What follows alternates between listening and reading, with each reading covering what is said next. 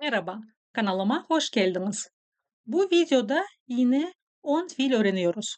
Benzer video daha önce yayınlamıştım. Onu izlemediyseniz mutlaka izleyin. 10 kelime ezberlemek zor olmaz. Çok değil sonuçta, değil mi? Ama adım adım böylece kelime dağarcığımızı geliştiririz.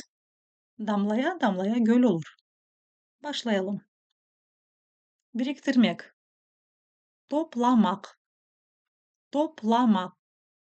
Akça toplap ev alacakmız. Akça para demek. Para kelimesi de var Kırımlı Tatarca'da. Akça kelimesi de kullanılır. Buluşmak, görüşmek, görüşmek. Tünevin Asiye'nin konuştuk. Tünevin tün demek. İle edatın karşılığı nen eki de var. Yani Asiye ile konuştuk olabilirdi. Asiye'nin konuştuk da olabilir. Tünevin Asiye'nin konuştuk. Çabalamak, tırışmak, tırışmak. Bu yaş özünü aklamağa tırışa. Yaş genç demek. Özünü kendini. Bu yaş özünü aklamağa tırışa. Çiğnemek, çaynamak, çaynamak. Aşıkmayıp çayna. Aşıkmak, acele etmek. Aşıkmayıp çayna. Çömelmek, çökmek, çoğunkaymak.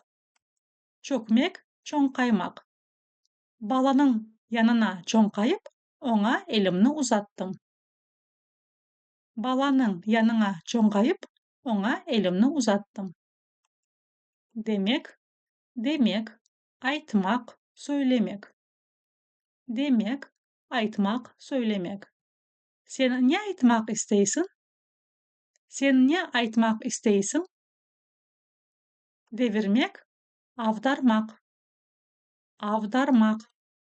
Mışık masa üstünden vazanı avdarıp kaçtı. Mışık kedi demek. Masa üzeri, masa üstü. Vazo, vaza. Mışık masa üstünden vazanı avdarıp kaçtı. Dinlenmek, rahatlanmak, yal almak. Rahatlanmak, yal almak. Rahatlanmak için azıcık oturayık. Rahatlanmak için azıcık oturayık. Döndürmek, aylandırmak. Aylandırmak. Oğlu başını arkağa aylandırdı. Oğlu başını arkağa aylandırdı. Durulamak, çaykamak. Çaykamak. Savutlarını men çaykarım. Savutlarını men çaykarım. Kırım Tatarca yeni kelimeleri öğrenmek için kanalıma abone olun. Görüşkence.